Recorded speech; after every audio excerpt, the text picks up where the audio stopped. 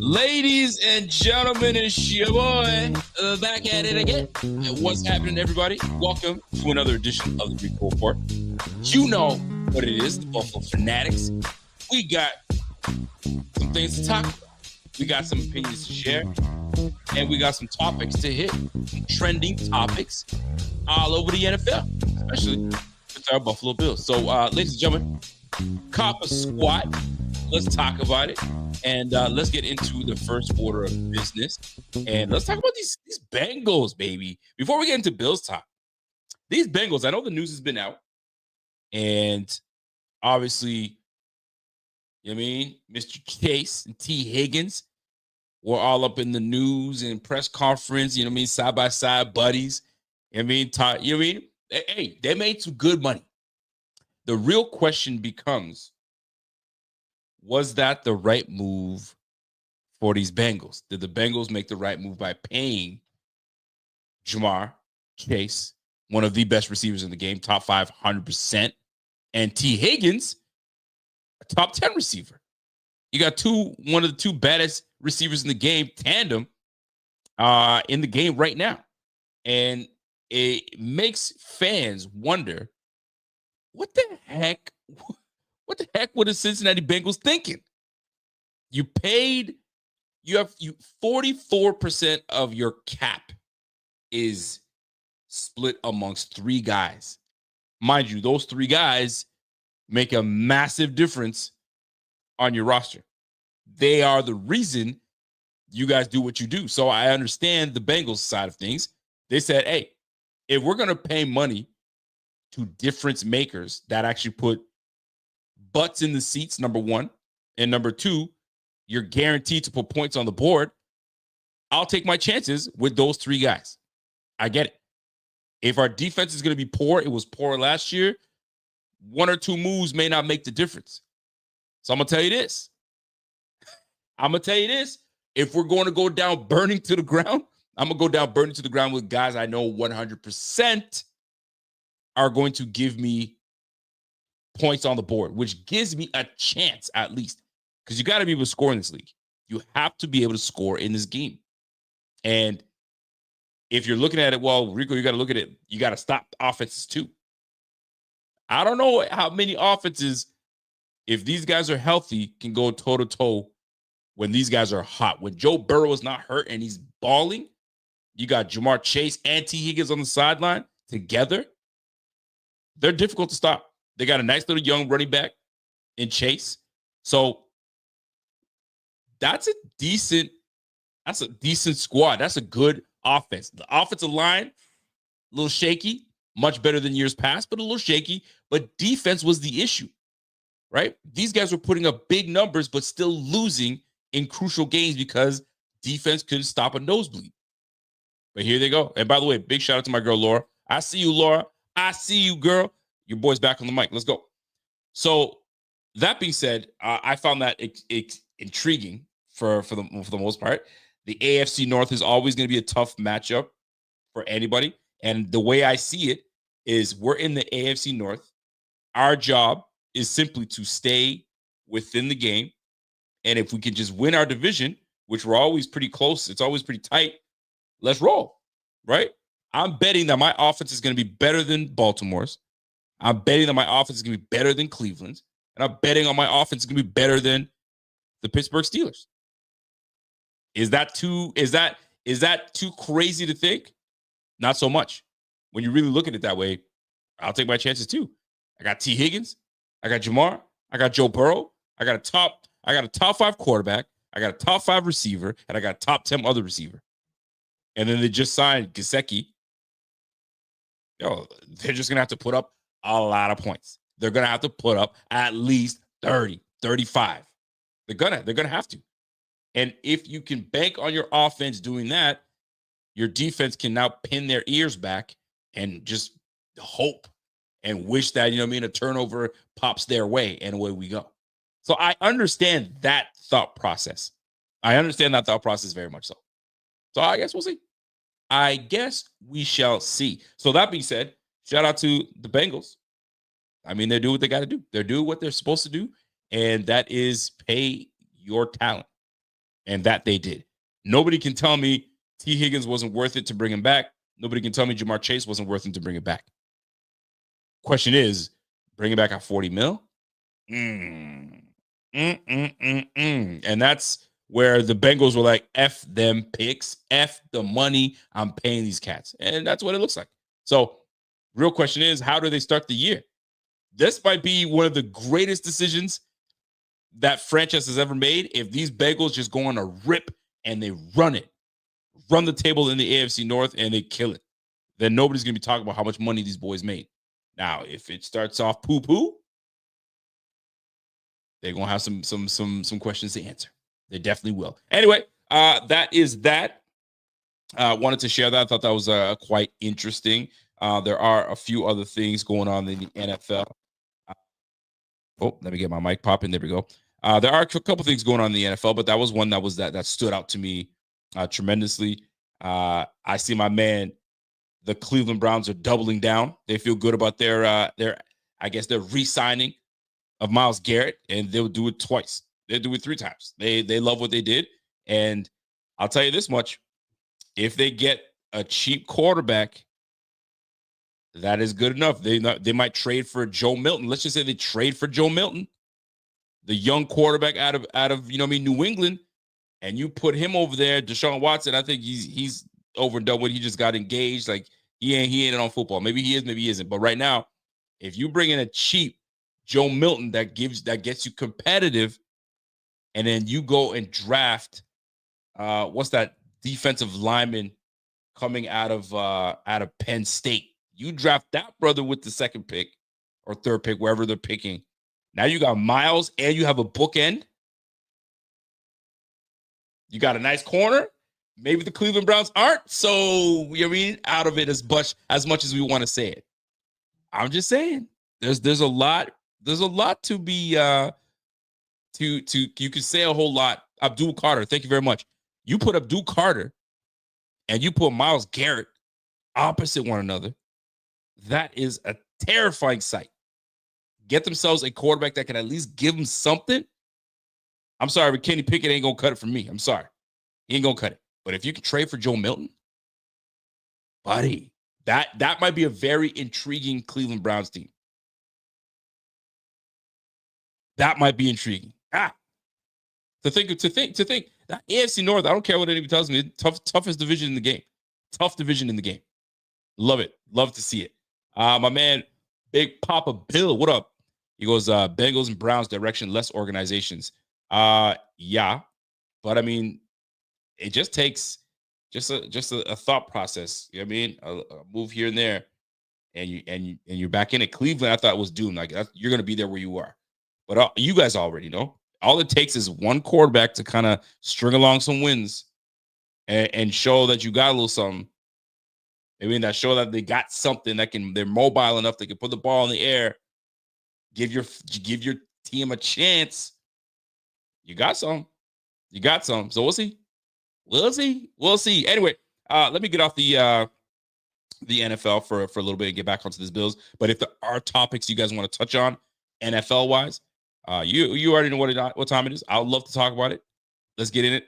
But let's get into some chatter. How are we feeling about Matt Milano? If you've been living under a rock, Brandon Beane hit up Mr. Milano and said, hey, bruh, we got to talk. And Brandon was like, we got to talk, and we got to talk now. And this is what it pertains to. You win that contract. No bueno. We got to do something about it. Now, how that conversation went down, who knows? But one thing's for sure, I can tell you However it went down, I can promise you it was a tough conversation for Brandon Beane to have with someone I'm sure that he really likes, someone I'm sure that Bills Mafia love a lot. And I've seen people write that, I don't want to see Matt Milano go and et cetera, et cetera. Well, here's what took place. Brandon Beane hit him up and said, listen, there's going to be a pay cut. You're taking a pay cut. And you're taking a $3.6 million pay cut. Oh, by the way, and we're voiding the last year of your contract. Essentially, you're a free man to go next year. What are your thoughts? Because if you don't take it, I might have no choice but to maybe release you. This is my opinion, by the way. I'm not saying this is what took place with Brandon Beane, but I'm sure the conversation probably could have went that way. He probably set out some options. Here's option A. Here's option B. Option A, take a pay cut. You can make up for it in incentives if you play like we think you can play at age 31, 32. Listen, you can make your money back. That 3.6, you can make it back. I'll let you make that money back. But if you don't, it's mine. Oh, by the way, we're going to avoid that last year of the deal. What if I don't want that? The door's that way. Could be. Could be that way. The door could be that way. So I bring that up because there are several folks that don't quite like that idea of moving on from Matt Milano. But that's just the business. That's the nature of the business when it comes to the Buffalo Bills. It's just what it is. So take it or leave it is probably what was put on the table. And Matt Milano decided, listen, man, I'm 31, 32. My options are slim. I don't want to play for another team. It's not a bad deal. I trusted myself, and let's make it work. So that's probably what ended up taking place in this regard. Is it tough? Tough deal to swallow for a player that's got pride? Absolutely. Is it a tough deal? Absolutely. It's going to be tough. But I'll tell you right now, I'm a big fan of Matt Milano. I'm a huge fan. You already know I was super excited for when Matt Milano was returning to pair up with Terrell Bernard. And that injury really set him back because I was really wanting that man back. And it never really took place. So you got Matt Milano back half the year, and you give him like a 5-game stretch to kind of get back to it. He never could become himself. It really was tough to do that. It's tough to ask for someone to do something like that. And if you're gonna keep it 100, Milano did not look like the Milano that we're used to seeing. And granted, there's reason for it. He's coming back off of like 14, 15 months of not playing any ball and then expecting to jump right in it. That's going to be tough. Now, another reason that obviously allows Brandon Beane to come in and say, hey, man, you got to take that cut is we got a young and up and coming young buck waiting to get on that field. And when he did get on that field, had over 100 tackles in half the season. This guy was on pace to break 140 tackles. Is unreal. So it's not like we're a slouch without him. So I like Matt Milano. I really do. I think he's a stud. And I think in this situation, I think it's a win-win situation. I think it is a win-win situation. Why? Because this does two things. This does two things for Matt Milano. It allows him to bet on himself. I'm going out there. They clearly, obviously, are looking at my age. They're looking at my injury history. They're looking at all the things that granted, it's just the facts. So I got to show that if I still got juice left in my legs, I can go out and do it. Matt Milano also gives me the vibe. I'll keep it real. You guys let me know if you guys feel the same way. He also gives me the vibe that I'm not interested in playing for anybody else. I'm not interested in playing for anybody else. I will be content if I play one last year with Buffalo and I call it quits.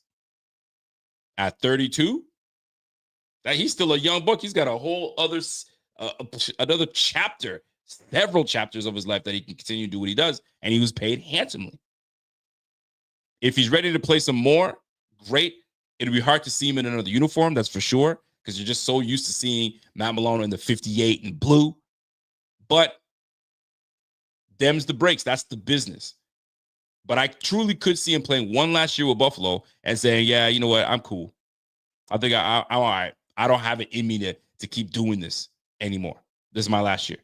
Or he's got plenty of juice left, and he goes, I'm going to bet on myself, and I'm going to kill it. And this is why it's a win-win situation, because not if he decides to go that route, it's a win-win. I bust my tail, I make my money back, and I have a stellar year. I'll even go as far as we win the damn whole Super Bowl. And now I still got juice in me left. Now I can go elsewhere, and I put enough on tape. I showed enough people that I'm healthy enough that I can still play at a high level. Come get me. So you got to look at it. You got to look at it both ways, and that's the way I'm choosing to look at it when it comes to Matt Milano. And I think that he will come out and play hard. I think he will come out and do what needs to be done. And I think he's gonna have a successful year. I mean, you're talking about a guy before his injury was one of the better linebackers in the game. Before that injury, you don't want to see Matt Milano. You don't want to see him on a blitz coming after you. You don't want to throw against him because he will have great coverage on you, whether it be your tight end, whether it be your running back, and you let him lay the lumber on you, you might not get back up. Go ask Mike White, which is currently on our team right now, right?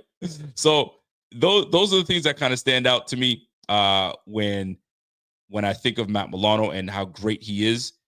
And I think he's going to be – I think this is a great opportunity for him to really kind of take this offseason, get healthy, get ready to go.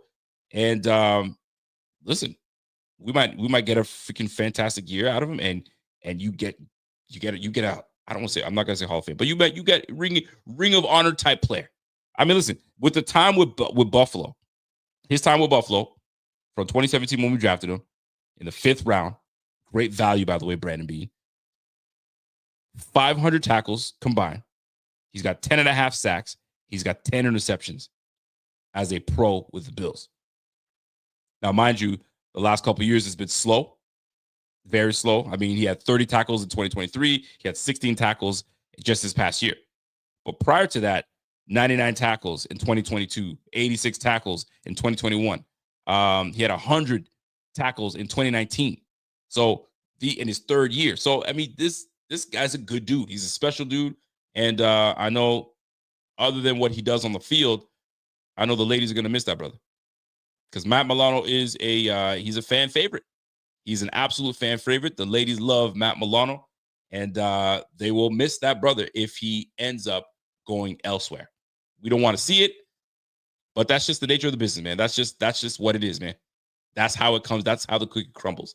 But we'll see. We'll see how that plays out. I see my girl Laura says, I'm kind of proud of the Bills for a Matt Milano move. We really love him, but we really want to win. You're 1,000% correct. They do want to win. And Brandon Beane is on a mission. He's on a mission.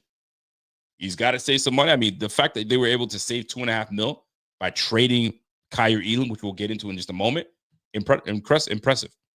My man James Mountain says, or maybe he's being a leader and restructured to free up money so they can win. No player has to restructure. That's a voluntary move. Yes and no. No player has to restructure. Yes, you're right about that, but it's not a voluntary move because at the end of the day, if you don't, you know what I mean? This is the end result. I need you to take a pay cut. No, I'm not taking a pay cut. Okay, well, then I have to release you. This is what it's going to be.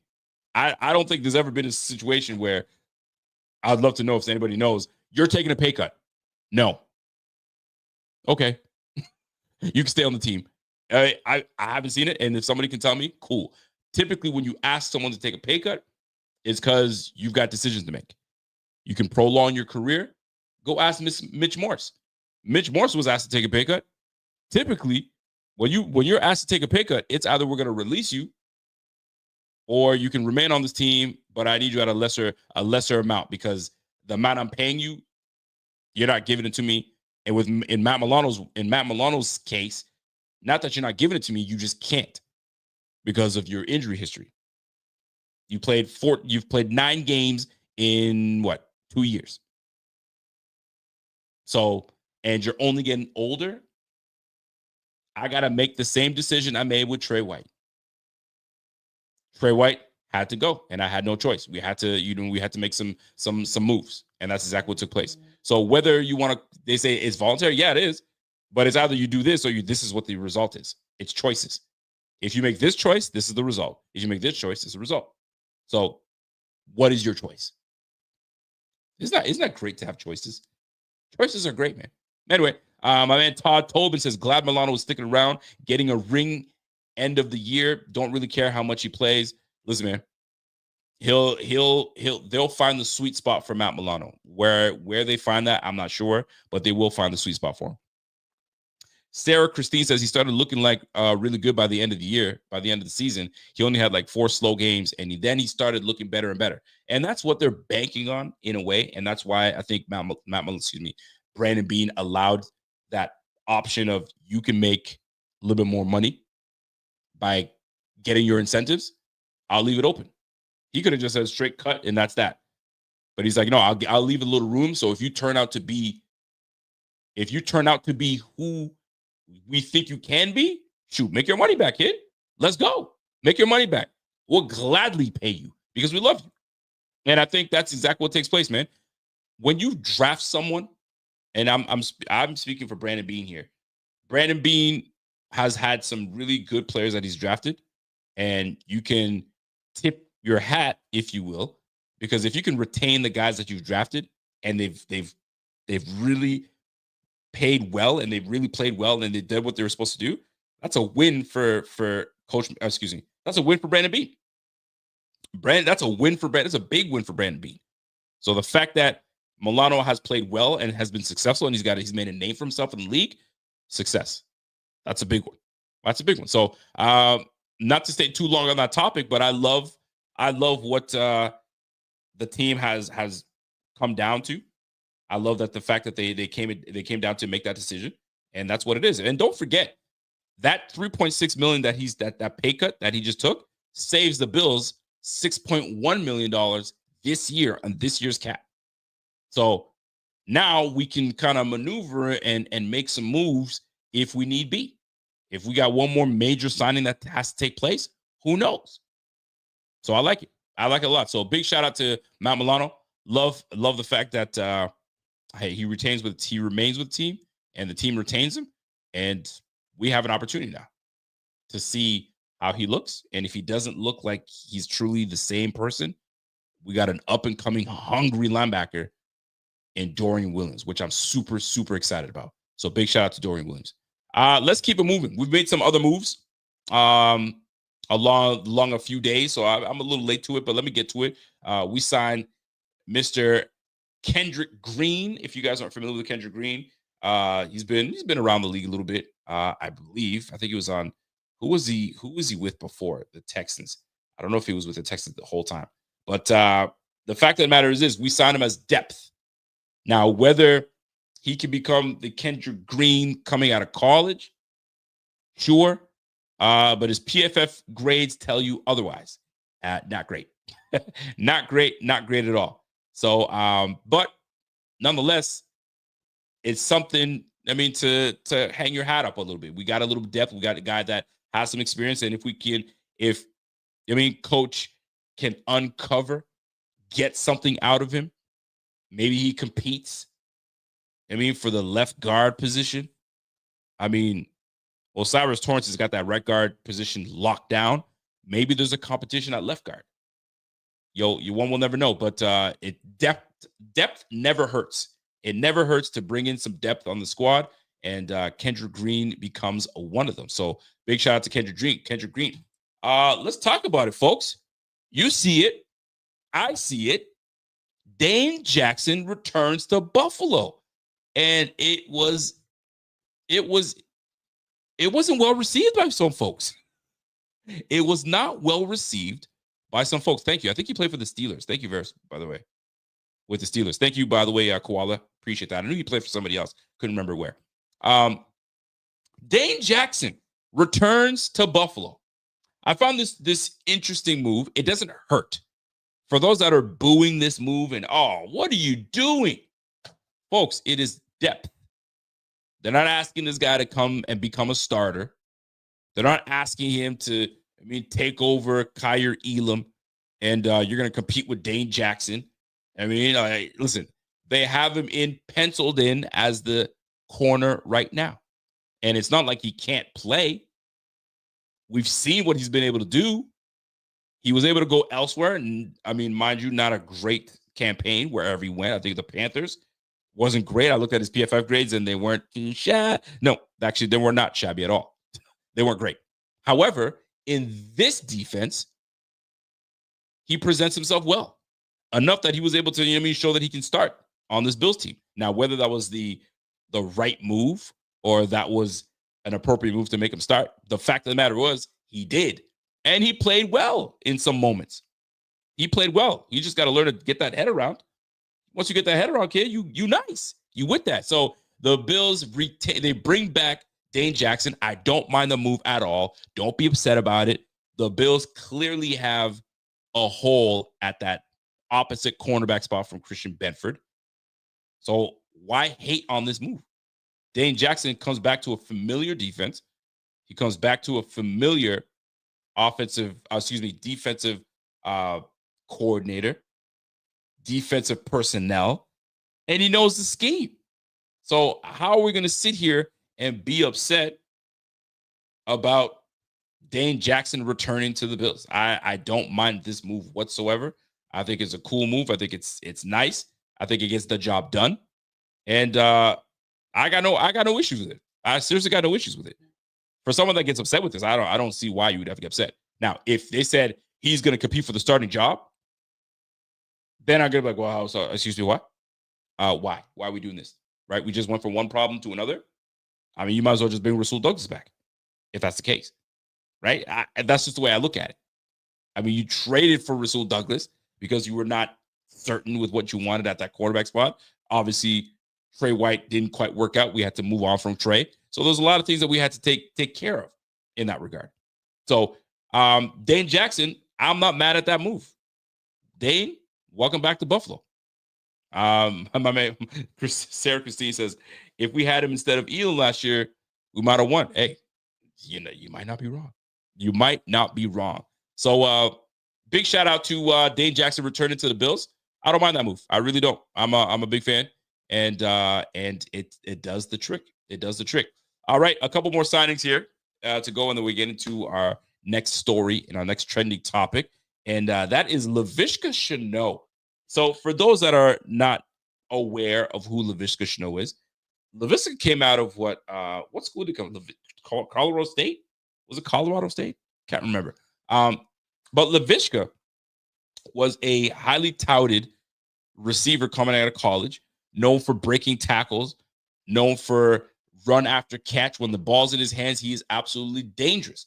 And unfortunately, he's moved around the league a couple times. I think this is now his 4th or 5th team, which is absolutely wild. And I don't think he's even 28 yet. All right, he's like 28, 29 maybe. So Laviska has bounced around a couple times. I think he played a little bit in Seattle. Obviously, he got drafted by Jacksonville. His rookie year looked promising. It really did. And then a slight decline. Now, he wasn't known to have strong hands. There were some questionable moments where, he's known to drop a few balls here and there.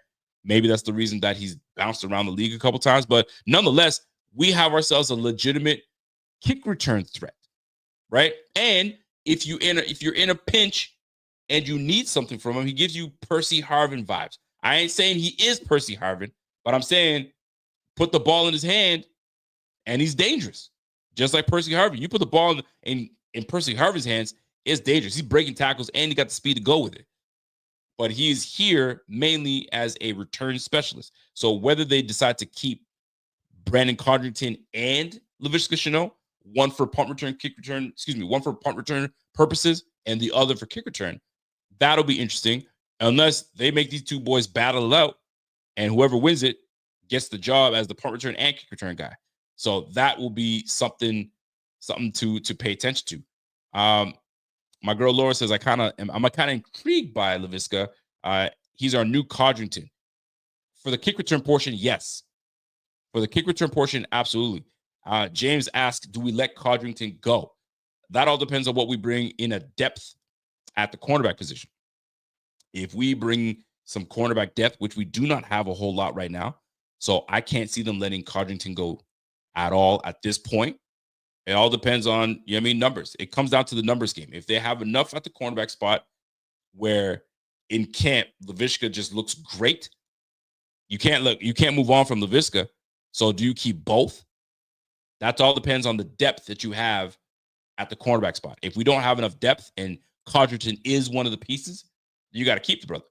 If you found enough pieces that you feel is better than Codrington and now he only serves as a punt returner, you might as well shift over and tell Laviska you're taking both roles as punt returner and kick returner.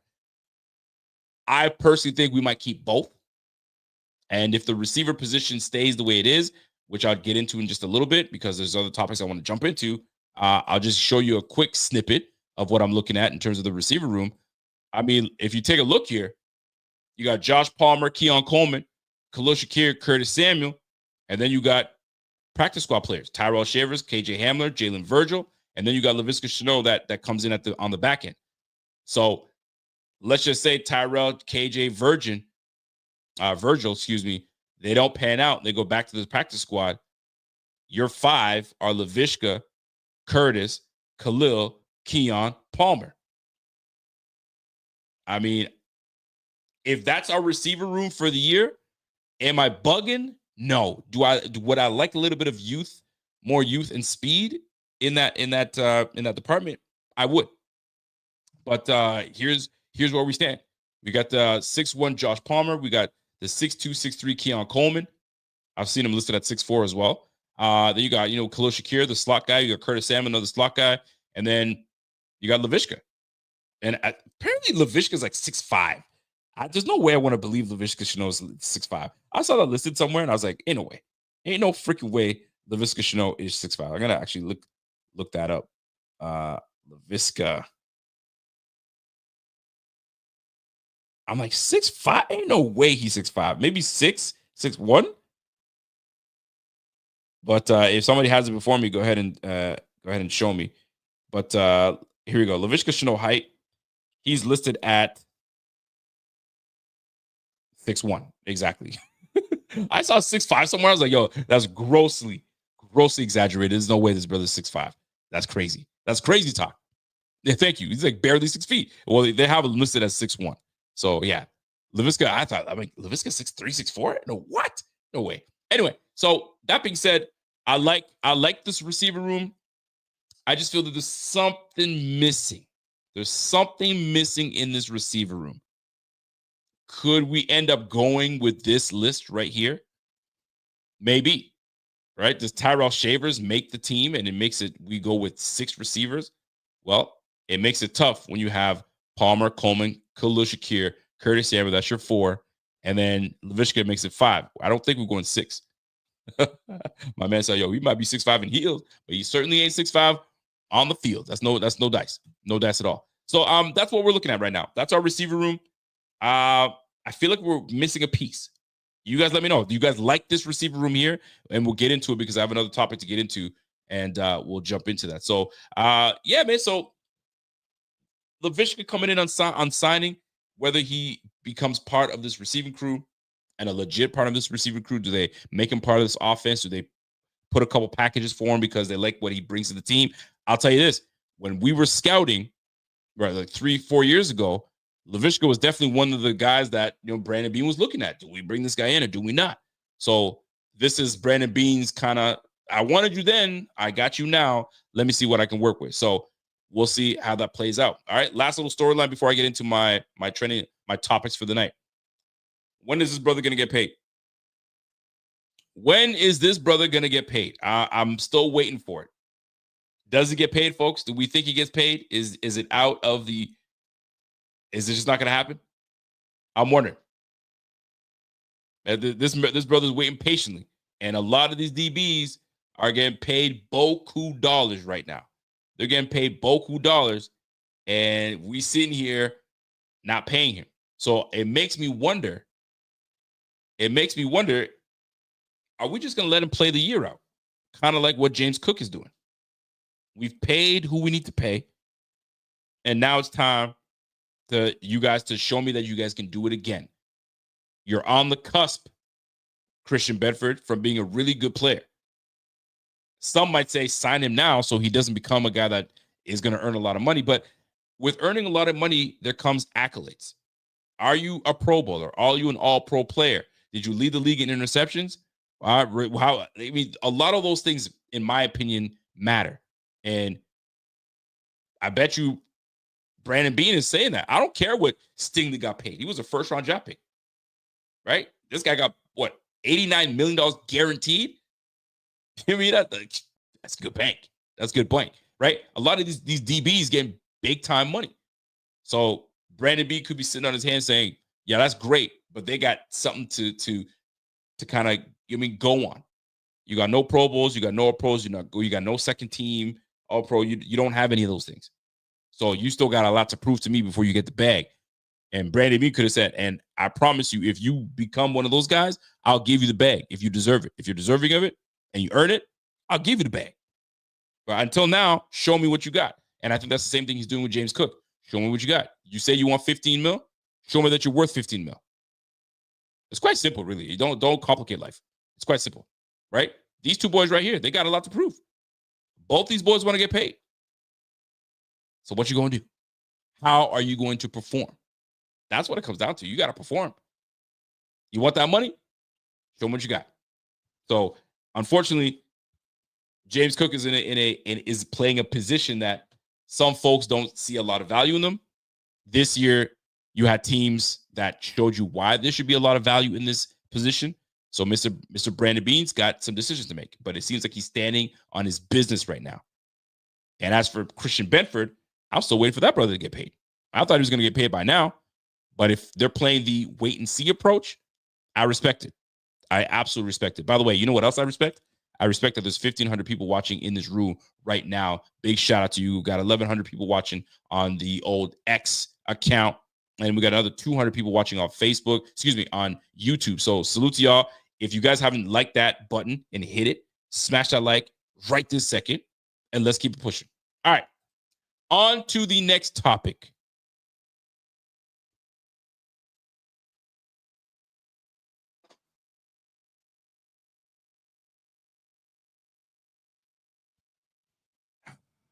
Kaiir Elam. Kaiir Elam. Listen, if you think I'm going to sit here and poo-poo on Kaiir Elam, I'm not. I'm actually going to talk candidly about Kaiir Elam because I think the team had aspirations for him to be a guy that can develop and be a good dude. Was it their main guy that they wanted? No, but they traded up for him. He's probably their next best guy on their big board. But I'll tell you this, Kaiir Elam, when given the opportunity, he had some good moments. He had some good moments in crucial times. The two games that stand out to me, and that should stand out to a whole lot of y'all, is the Pittsburgh Steelers playoff game. Actually, I'm going to say 3 games. The Pittsburgh Steelers playoff game, where he picks off Mason Rudolph in the corner of the end zone. Tightrope, great pick. I think he even surprised himself, but it doesn't matter. The fact of the matter is this. He stayed in that receiver's hip pocket and took that football away. And that's what we anticipated to get from Kaiir Elam with the size he has, with the speed he's got, with the program that he played at. Like, you didn't play against bums. You played against good receivers. Weird, right? Let's keep it moving. The playoff game against the Dolphins. I think you were playing up against Skylar Thompson. Skylar Thompson throws an ill-advised throw, and then correct me if I'm wrong because I wasn't in the game. Kaiir Elam comes up with an interception. You're like, okay. So he's got a little bit to him. When is he ever going to put it together? And that's the problem. He was never able to consistently put it together. Now, whether you want to call it, they never gave him an opportunity, I call cap. I say that's bull, because he has had every opportunity. Not only has he had opportunities in these games, but these guys watch him daily at practice. I mean, I remember there was I think his rookie year and his second year. All we would read from these articles from the beat writers is how handsy he was, to the point where I think this is what's the point. Like, he had to like put like boxing gloves on his hands. Maybe I'm making that up, but he had to like cover his hands so he's not grabby. What did that tell me? You're insecure in your game, my G. If you grabbing, like I was always told when I played a little bit DB, bro, I would always play off because like you don't want to get beat. So you're always playing off so you don't get beat. Right. So I'm always playing off. And my coach was always telling me, bro, dude, trust your speed. What, he's gonna outrun you? No way. You're too fast for that. Trust your speed. And this is the problem. Kaiir Elam had the speed, he had the size, he had all the physical tools, but he never had the confidence.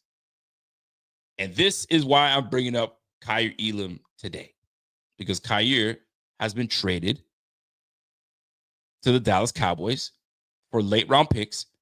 And in turn, the Bills saved $2.5 million. Thank you, Jerry Jones, right? That being said, obviously, when you go to a new team, I mean, the beat writer's going to ask you, hey, man, like, what the heck happened, man? Like, why didn't it work out in Buffalo? And I'm paraphrasing. Actually, why paraphrase when I can quote the man right from his own mouth? My man was asked why it didn't work out for him in Buffalo. And according to John Machada, he says, coming to Buffalo, I was the kid that just wanted to improve and learn and really show off my talents. And truthfully, I really do believe that. I think he was excited. He was looking for that playbook. Give me that playbook, coach. I need that playbook. Where that playbook at? Calm down. Calm my team. Calm down. All right? Just chill out, bro. Right? But he was pumped. So we as fans are like, yo, this guy's going to be nice. He's ready to go. You put him in McDermott's. We finally have our lockdown corner. Yo, we good. And then my man continues to say, but I was always put in the back seat. That was my problem. Everything else he said was cool. I got to work hard. And I mean, I'll improve. I'll this and that. But I was always put on the back seat? What you mean, my guy? I think they gave you ample opportunity to sit in the front seat. All you had to do was beat out the 6th round draft pick. What this reminded me of was when we drafted Gabe Davis, right? We drafted Gabe, in the 4th? And then we drafted, we sent him to the Giants. Sometimes you know how I am, guys, right? You guys will let me know in the chat. Those two were essentially supposed to, duke it out until one of them got hurt. And then Gabe Davis just took on the role and he killed it. And it never looked back. But there were moments that my other cat looked good and it looked like he was going to be the guy. Isaiah Hodgins, thank you very much. Isaiah Hodgins, Isaiah Hodgins was the one that was looking good. Oh, shoot, this might be Isaiah Hodgins' squad until he got hurt. I think it was a shoulder injury. And then Gabe Davis took full advantage. Now, not the same case here, but you drafted 2 cornerbacks, one supposed to be the guy, and the other is just, when you're ready, you'll be the depth and you'll get in there. Christian Benford was the one that looked like the guy that was the 1st round draft pick. And Christian Benford is the guy that's looking to get a huge contract. Kaiir Elam dropped the ball. You let the 6th rounder come in and outplay you, out-hustle you, out-learn you, outplay you. But you were always in the back seat? I was always put in the back seat. Fam, you better watch your mouth. You better watch your mouth. Untrue. They gave you every opportunity. And when you did get on the field, you're playing 10, 15, 20, 55 yards off your man.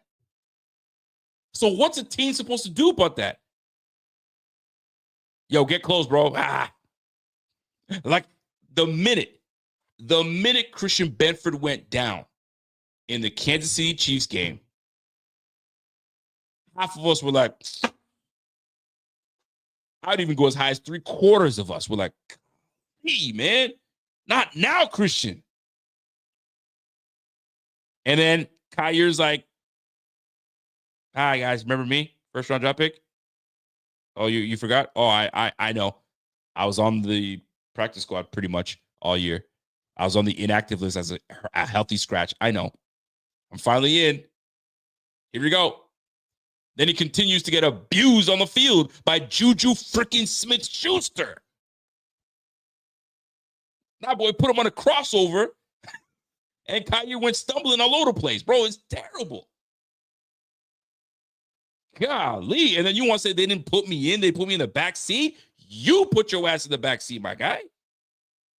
They even went as far as to go get Joseph Adai to help develop you even more. I'm sure it helped a little bit, but not enough. And it's not a bashing Kaiir Elam segment. It's not.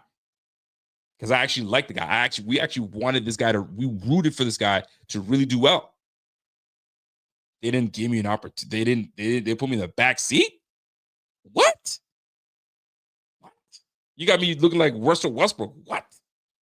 You serious? Like, nah, you put yourself in the back seat, my guy. You literally made us stop the car. You undid your seatbelt. You look back at Christian Benford and you say, yo, can we switch? I'm getting car sick. It's pretty much what you did. I'm getting car sick. I'm going to go in the back. Christian Benford's like, fair bet. Shotgun. And now he's paying the dividends. And now you're off to Dallas. Now, I actually hope that things turn around and there's a coach out there that you just align with and they turn you into a stud. I wouldn't even be mad if Kaiir Elam was killing the game. I'd be happy. I'd actually applaud. I hope it works out for you, but don't be putting that on the record, bro. You could have just said, yo, it was great. I appreciate the Bills. They gave me the opportunity. They drafted me. Da da da da da. Keep it like that and keep it pushing. But my man was they didn't give me an opportunity. Boy, that little line right there, talking greasy. You talking greasy. But all the best to you anyway.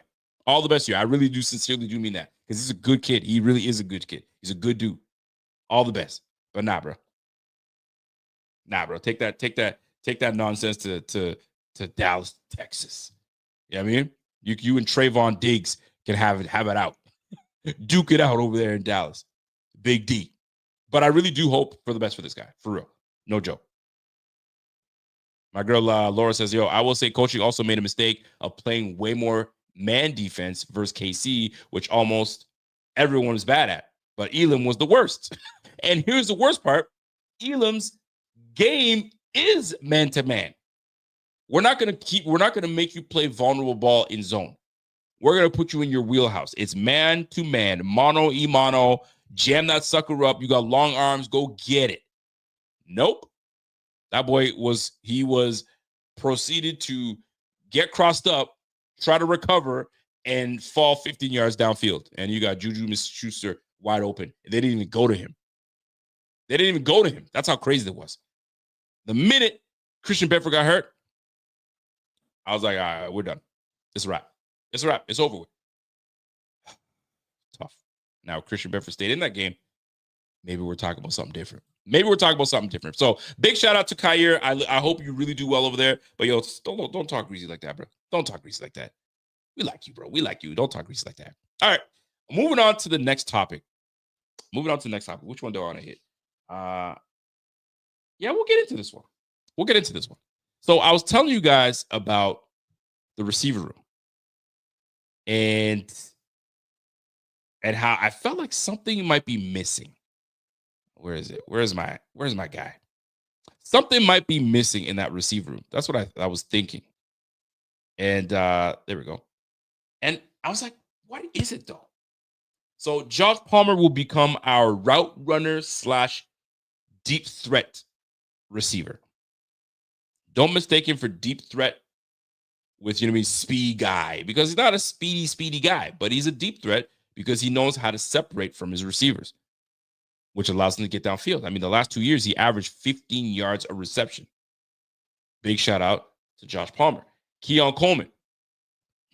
A lot to be desired out of Keon. He fell off at the end of the year. Well, that's okay. He's a rookie. It happens. He probably hit that rookie wall. And now he knows that this is a long season. I got to buckle up. Big size, showed a lot of potential. A lot of potential this year.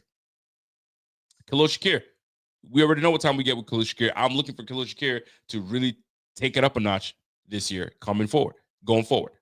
I think that with that big contract, I think that they're going to start to see a lot more targets go his way to be a feature on this team. And then after that, Curtis Samuel shows up when the heck he wants to show up. We don't know when that brother's going to show up. Inconsistent. Tyrell Shavers, KJ Hamler, you guys I already told you, these are practice squad players. And then Laviska Shenault, maybe he's our punt returner, our kick returner. He's our special teamer. So really and truly, you got 3. 4, Curtis Samuel. I don't want to disrespect him. Now, I bring this up because I feel like we're missing one more piece. But the question is, what piece are we referring to?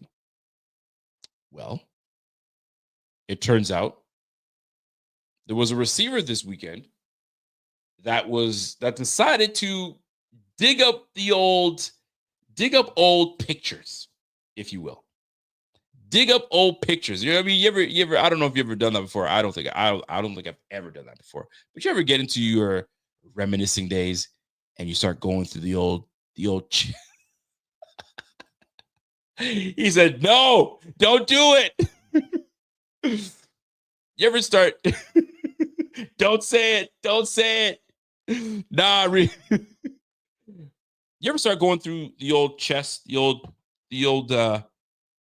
I don't know, what do you call that big? Yeah, the chest. Right? You go through the chest and the old albums there, and you're like, oh, 2021. Oh, this was a good year. Right? I remember that. Oh, yeah. Confetti was going down. That was a tough season. We learned a lot that season. The season after that, oh, man, that was great. Oh, good times. Well, it turns out Stefon Diggs dug up he went to the attic and dusted off a few pictures and posted them. Stefon Diggs is showing love to Buffalo. Then it got me thinking. Stefon Diggs coming off an ACL injury, his stint in as a Texans receiver, it went. It wasn't horrible, but it wasn't great. Could it have been great had he not gotten hurt? Who knows? Nico Collins is the main guy on that squad. Let's be real clear, right? Tank Dell and Stefon Diggs, they pretty much went back and forth until Diggs got hurt. But I bring this up because Diggs is a receiver right now that is currently teamless. So I want to bring this up to you guys right now. Put your bias aside. Don't look at we can look at it afterwards, but don't look at the relationship that Stefon and the Bills had the last year or two. Look at our need and look at what he could bring to the team. You know he's got chemistry on the field with Josh Allen. That's no question. You know he knows the offense. No question. You know he's not going to be asking for top dollar like a receiver one. No question. So if you can get Stefon Diggs for the Lolo, emotions aside, couldn't you see him fitting right in this little receiver mix? And then you can call it a day. Josh Palmer, Keon Coleman, Khalil Shakir, Stefon Diggs, Curtis Samuel, and we out. You don't have to look at him as number one receiver. You may not even have to look at him as number two receiver. But his ability to separate, his ability to run routes, and his chemistry with Josh Allen would allow these guys to get on the same page right off the rip. And furthermore, Josh would not be looking at him as the go-to guy. Secondly, Josh has now become the alpha of the team. So if something's out of pocket, it's not happening. It's my team now, bro. And if you go, you do what I say. And all I got to say is Brandon. And Brandon will get you out of here. You don't think that he'd be on his P's and Q's and make sure he's on the up and up? You wouldn't want to see Diggs back in a Bills uniform so we can try to win something? Y'all, you guys don't like that, huh? Brian Bauer said, yo, Rico, you bugging. Somebody said, yo, Rico, go wash your mouth out. Listen, I'm going to be real. I'm being dead ass with you guys. If the situation presented itself, I would absolutely listen. I understand he's coming off an ACL injury. I totally get that. That drives his price down, number one. Age also drives his price down. How he left also drives his price down. And if he's available, why not? Somebody said I prefer Amari instead. Well, we had Amari. That didn't work out. So if you're not about Stephon Diggs, which I could totally understand because a lot of you guys are saying no to the look how he left. He left it, his cryptic messages. And I understand all that. I'm trying to avoid that. I'm looking at just the player himself. Could he come off and present himself as a decent option? My man said, yo, remember the side eye? I do remember it. But it's probably a man that was hurt. It's probably a man that was like, man, maybe I made the wrong decision. I love Josh. And they're thriving without me. And maybe he wants to make do. Because you never know. What if,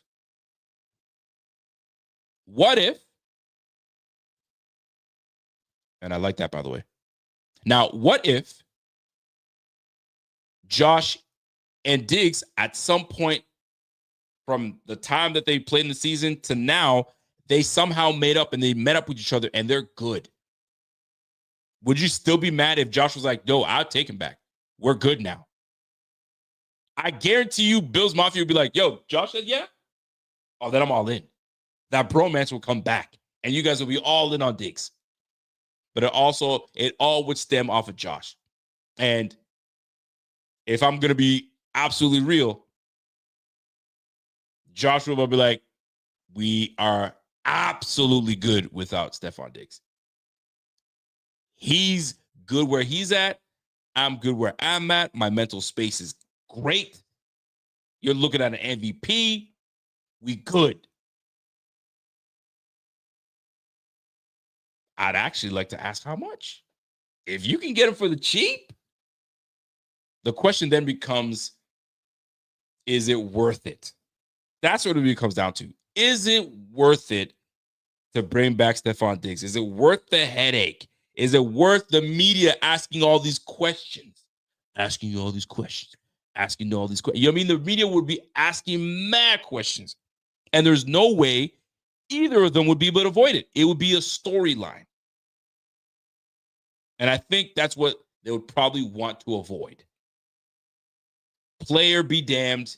We just don't want the circus that comes with it. We were once there and it didn't end great. We had to cut the umbilical cord and say, yo, we out.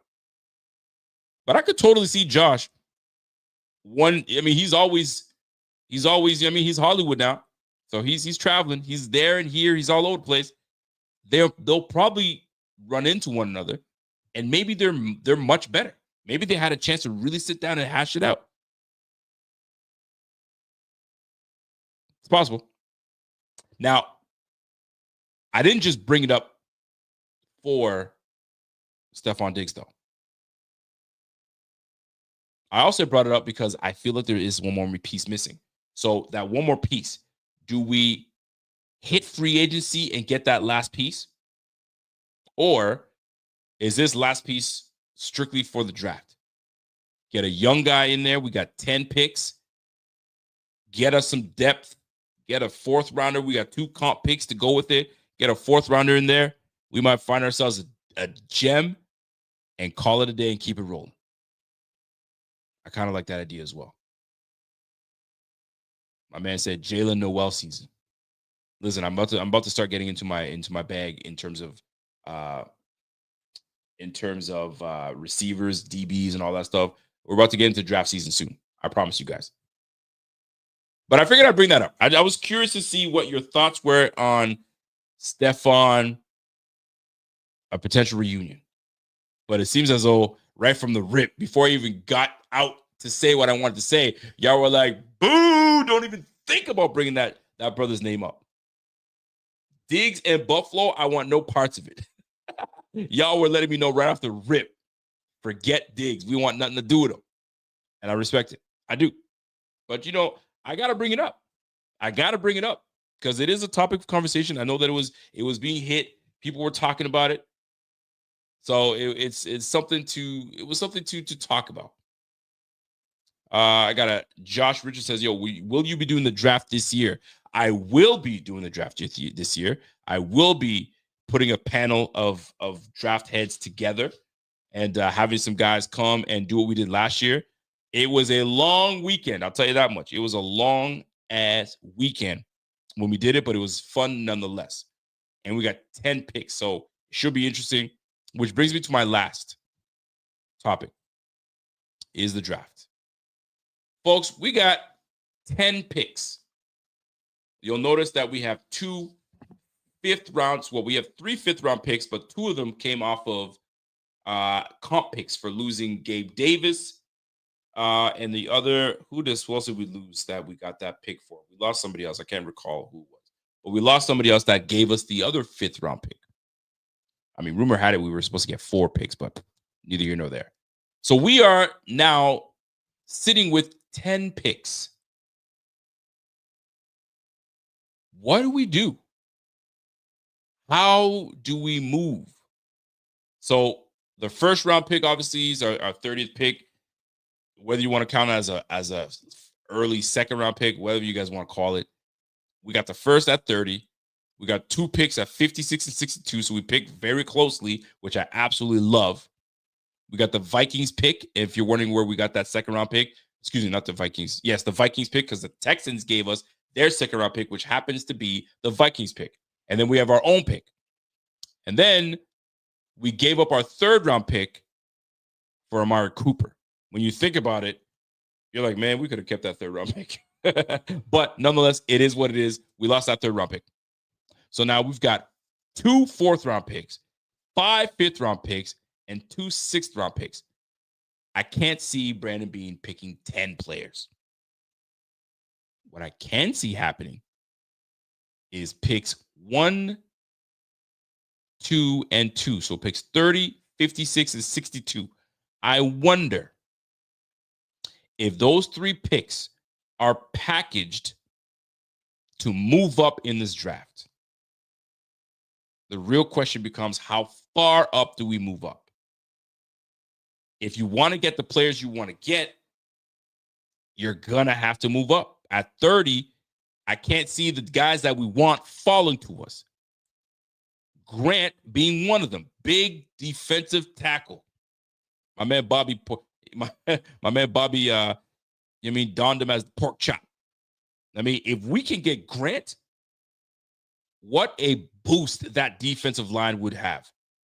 You got DeQuan, you got Ed Oliver, you got Dwayne Carter, you got Grant, you got Joey Bosa, you got AJ Epinesa, you got Greg Rousseau. What a line that would be.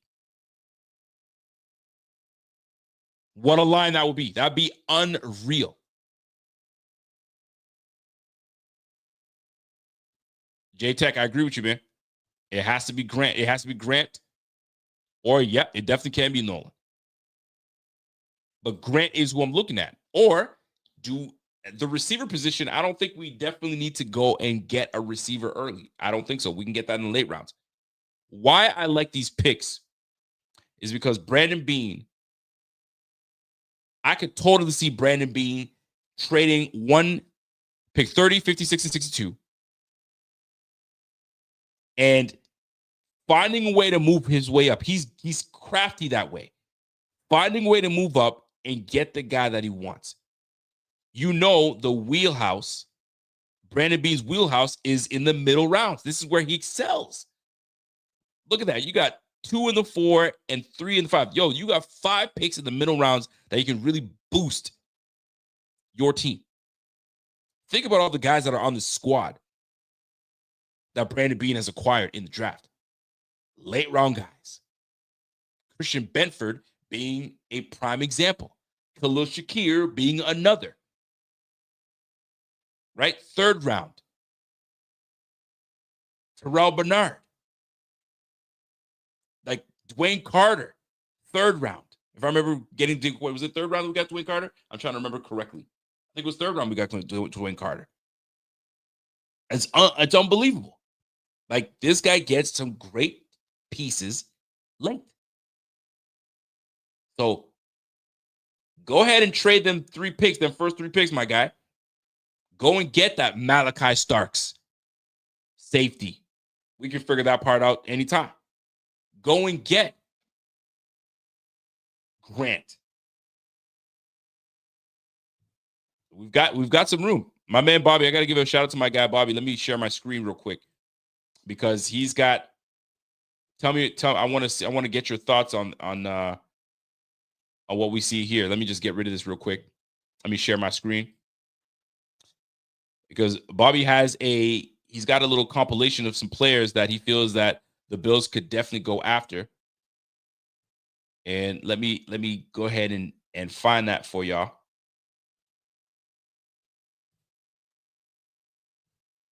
Let me see if my screen sharing. Not yet. There we go. Let me share my screen real quick, and I can give you guys an idea of what we're getting at here. So if you look at this here, trade up candidates. I don't know if you guys can see that properly. So the trade up candidates, let me open that up. Maybe that might be a little better. So what you're looking at right now, if the Bills trade up, and I kind of shared my first 3 picks. Those first 3 picks got to do something. If you can get Jahdae Barron, that would be an absolute steal. If Kenneth Grant can fall deep enough that we can move up and steal this brother, 100%. Malachi Starks, somebody mentioned that in the chat. There he is. These are prospects that the Bills can absolutely go get. Walter Nolan. We were just talking about Walter Nolan.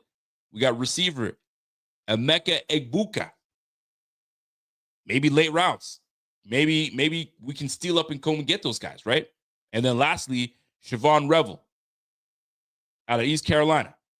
These are some names that the Bills will absolutely be looking at. My man Rob says, yo, bottom 3 in play at 30 anyway. Even better. J-Tech says, yo, Rico, I stay put and get Nolan at 30. My man said, Buka! Get some Buka in there, man. So this draft is absolutely deep when it comes to what we can steal at the 30 pick if we stay put. My goodness, if one of those guys fall and we do not have to get rid of our 2 second-round picks, OMG. So look for me to start to dive into some mock drafts and start looking into that. I feel like free agency is pretty much at tail's end. We pretty much dusted off our shoes with the whole draft, free agency period. At this point, we got to go and find ourselves, who the dog's going to be that we're going to go and get. And I'll tell you this much.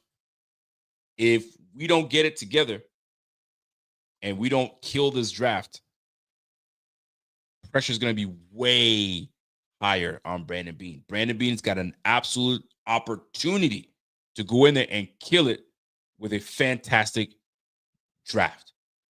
And I can't wait. 10 picks? That'd be great. My man J-Tech says, yo, got to get Nolan in the first and lock down a corner at 56. Man. But does Nolan drop to 50? Does Nolan drop to 30? That's what it becomes. Does he drop enough to 30? Josh Arnold says, oh, it'll be great with Grant, Harmon, Nolan, Golden, Starks, and trade up for Johnson and Barron. Man, the possibilities are great. This is why I love draft season, because of these possibilities.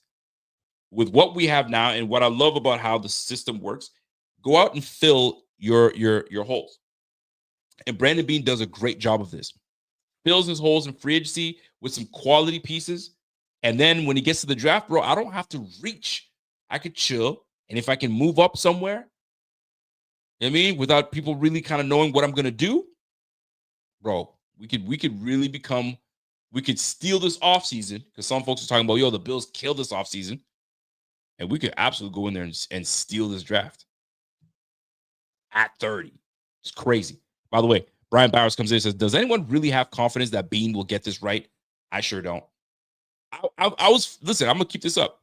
I was feeling some type of way about it. And that's why I'm not ready to crown Brandon Beane for a great offseason. He's had a solid offseason. You know what I mean? He's filled some good pieces, some good roles, and some holes. But this draft is going to show us everything. Joey Bosa was a nice pickup. I like what I saw out of Joey Bosa. I like that we picked him up. I love that. Fan. You know what I mean? We brought back key essential pieces. Kaiir Elam. Moved on from Kaiir Elam. Terrell Bernard, right? Christian Benford. We're still waiting for what's going on with Christian Benford. I mean, we bring guys back. Greg Rousseau returns to the team. Those are huge. Terrell Bernard, key core pieces. And then Josh signing that big-ass contract and then leaving money on the table to say, yo, go do what you got to do and go get it. You love that. You love to see it. I kind of want to see where we at in terms of how much money we actually officially have. I haven't had a chance to take a look, see.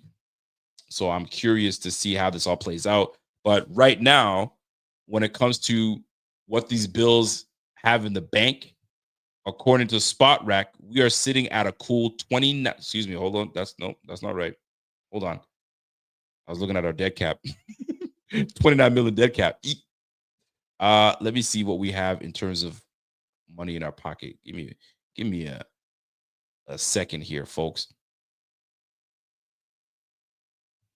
So what, we sitting at 9 mil? Is that accurate? 9.7 mil. So that's where we currently are sitting at right now, if I'm reading this correctly. 9.7 mil. So I thought I read that we were like at 20 mil, give or take, but maybe some money still has to come around. So listen, man, I think we're gonna be all right, man. I think we'll be all right. Brandon Beane just has to make sure that you make the right moves, brother. You make the right moves. You make the right moves. We got some good depth. You got Derek Forrest, where he was supposed to be that guy, but he was just the odd man out with the Washington Commanders. So, well, I mean, listen, we'll have some competition now. We'll have some competition. My man, Brian Bowers, BB, says, yo, and that's the problem, man. Right there. Richie Fresh just said it. What did Richie Fresh say? Richie says, yo, imagine we're in Allen's 8th year and still saying Beane needs to nail this draft. How about the first 7? I mean, listen, fellas, you can't nail them all. You can't nail them all. And you can't tell me he's had horrible drafts. There's not one draft you can say, yo, that was horrible. Just take a look at the last draft class or the draft class before that. Think about it, right? Or 3 draft classes ago. Terrell Bernard's draft class. So you can't hit them all. One thing you can say, though, for a fact is he hasn't been horrible. He wasn't buns. He's always made some solid picks that make you say, okay, I got you. I mean, Dwayne Carter, I'm still looking to see what Dwayne Carter does. I'm still looking to see what Javon Solomon does. I'm a big fan of Javon Solomon. Big fan. I think he's going to be, I know some people say he's undersized, but I think he'll be great. I think he'll be solid. Keon Coleman showed a lot of promise. So no, I'm good, man. We're all right. We're going to be all right. I think Brandon Beane's going to do what he needs to do. At the end of the day, what it comes down to is you got to give Josh his weapons and you got to bolster that defense and you got to get younger. And right now, the biggest question mark that now is a problem for me is that cornerback spot. Brandon Beane has to figure out that corner spot. He's got to figure it out. I'm not going to sit here and have Dane Jackson and freaking Christian Benford go at it all year. No, thank you. I'm not interested in that. I'm not interested, and no disrespect for Dane Jackson, but I'm not interested in Dane Jackson and Christian Benford. I want Christian Benford and a guy that you are going to trade for, maybe you're piling up some picks. You're going to trade for a bona fide cornerback that some team is sitting here and not really interested in and trying to move on from him, or you move up and you handle your business and grab that one guy in the draft that could make a difference at the cornerback spot. Figure it out. Bean, you got to figure it out. You got to figure it out. My man Richie Fresh comes in with a super chat. Says, yo, why in the heck do we need 10? 10 picks? Pull a Rams in a sense of package something to go all in. Would y'all be mad if we did that and won Super Bowl 60? Hell no. That's exactly what we were talking about just now. Package picks 30, 56, and 62. Package that B up and go get who you need to go get. Ain't no team gonna turn down those 3 high picks from the Bills in the second round. There's no way. See what I mean? Give those up. We got 7 more picks to go. Go get your guy. And your guy, maybe, just maybe it's that cornerback from Texas. Jahdae Barron. Now, does he fall near enough for us to even trade up? Is any team going to be a hater and say, nah, bro, we ain't letting Buffalo do that? It's going to be tough. It's going to be tough. My man Jay texted, yo, hey, Rico, would you be upset if the James Cook held out and we traded him to the Cowboys for a second and got Scatterboo to replace him? I don't need Scatterboo. We don't need Scatterboo. We're fine. We got Frank Gore Jr. I mean, we got Darrington Evans. I really mean that too. And, we got my guy Ray Davis. We don't need to go and get Scatterboo. We don't need another running back, to go and get one. And Scatterboo doesn't move the needle for me enough. Big, strong back, but doesn't move the needle enough. You know what I mean? So I'm good on him. But I'm not mad at if James Cook decides to. I mean, James Cook won't hold out because he has no leg to stand on to hold out. But if in fact we just couldn't get it done, or he's making it stink, move his ass. Trade him. And then we'll be all right. We'll figure it out.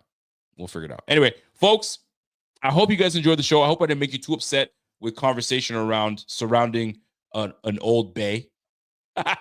The old bay. I mean, some folks say when you break up with your girl, you don't go back to your girl. You know what I mean? When you break up with your man, you don't go back to your man. You don't do that. You know what I mean? You broke up for a reason. You go on to bigger, better things.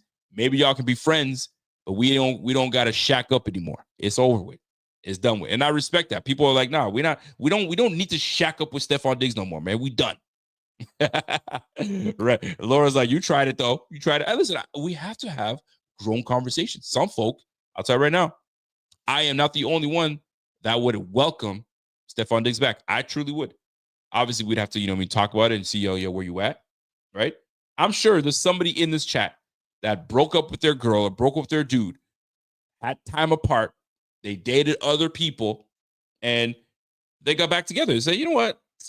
I kind of still think about you. I still, my mom still asks about you, right? Oh, yeah, does she? Yeah, she does. My dad was the other day was saying, oh, where they at? And then we run into one another somewhere, and then we get to talking, we get to reminiscing, and all of a sudden, we're going on a date as just friends. You never know. Maybe Stephon Diggs runs into Haley Steinfeld hanging out with Cardi B, and Josh is like, well, who are you hanging out with? All right, well, you guys going to go for lunch? Naboo's? Whatever is that? Weibo's? Somewhere in Cali. Right, let's go for lunch. All of a sudden, big time picture. Josh, Cardi. Things happen. I'm just saying. Sometimes I know some of y'all have taken the old boo back and you worked out your differences and you're like, you know what? Maybe it was my fault. Maybe it was my fault. No, well, you know what? Let's just call it a day and let's try to work this thing out. My man said, yo, you dreaming. And TDC, thank you. I think it was Nobu. I said Mabu. Maybe they'll go to Nobu. Have a good time at Nobu. And I don't even know what they serve at Nobu. Sushi? I don't know what they serve. Anyway. One can never know. Now, I will say this, though. There is one name that I'm not at all mad at if the Bills were to look at this player. If we're in that realm. I don't know if we are, but if the Bills were in a position to bring a free agent into Buffalo, a veteran guy, I'm gonna show you a position, and I'm gonna show you a player. And some of y'all might be like, I don't know what you're doing here, but I'm looking. Hold on, let me just all types. I'm restricted free agent, receiver position available. There we go. So let me share my screen real quick. I wouldn't be mad if we looked at this player here.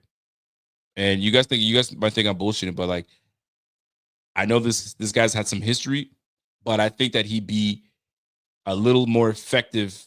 I think he'd be equally effective. And that's Keenan Allen.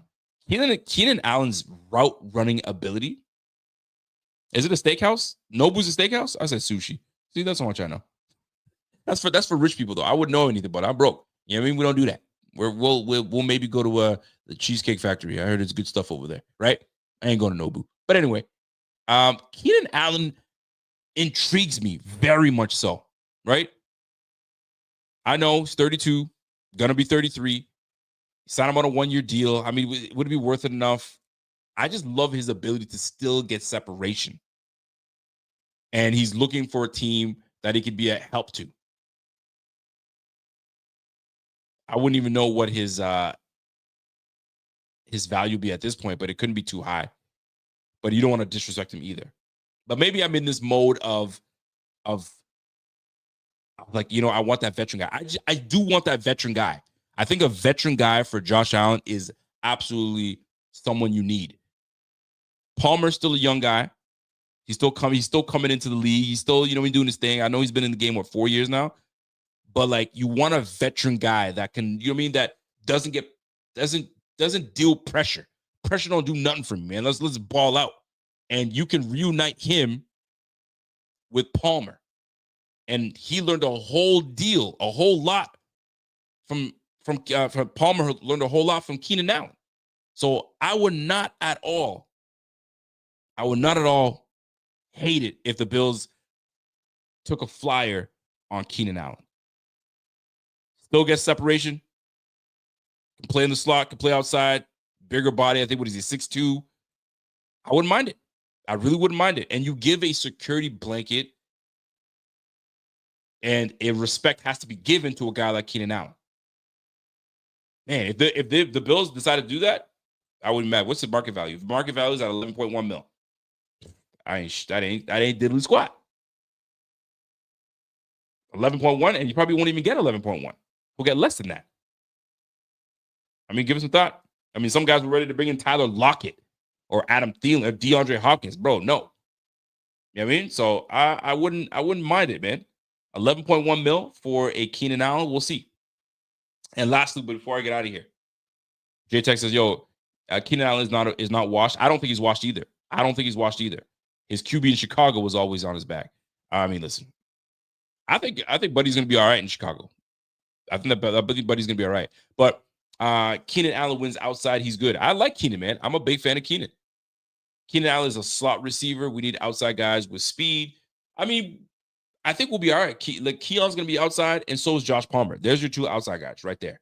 And you got a 4-4 guy in, obviously, Khalil Shakir in the middle. You got Curtis Samuel that can run. I mean, I don't think speed is not the issue. I don't think it's the problem is we just didn't have a separating guy that can get downfield. Well, we got one now in Josh Palmer. And you bring Keenan Allen in there, a guy that's already played with Josh Palmer. They could play off another. Bro, I wouldn't mind that at all. I like a veteran receiver. I don't know if going young, if it does anything. I'd like to have someone where Josh can say, if he's not the one calming guys down, you got a guy like Keenan Allen in the locker room, or a veteran guy saying, all right, chill out, guys. Let's shoot. We'll be all right.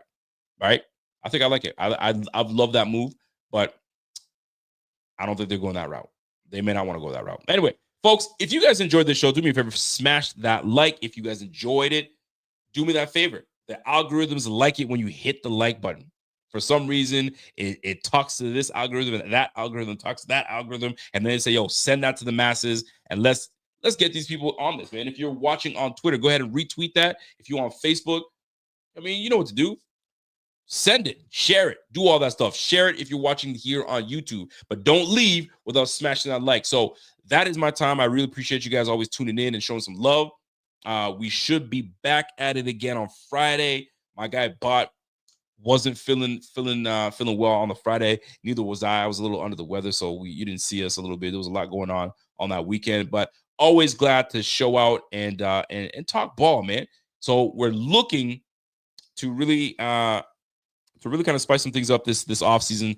I want to get back into obviously bringing some guests in. So we're working on a list of guests to bring onto the show, and it's not going to be just players.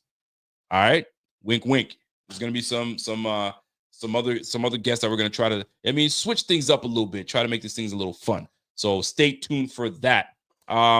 If there's any content that I missed, or there's content that you guys want me to hit, and there's segments that I should hit, or things that you feel like this offseason we should touch on, y'all know what to do, man. You guys can hit me up on Twitter.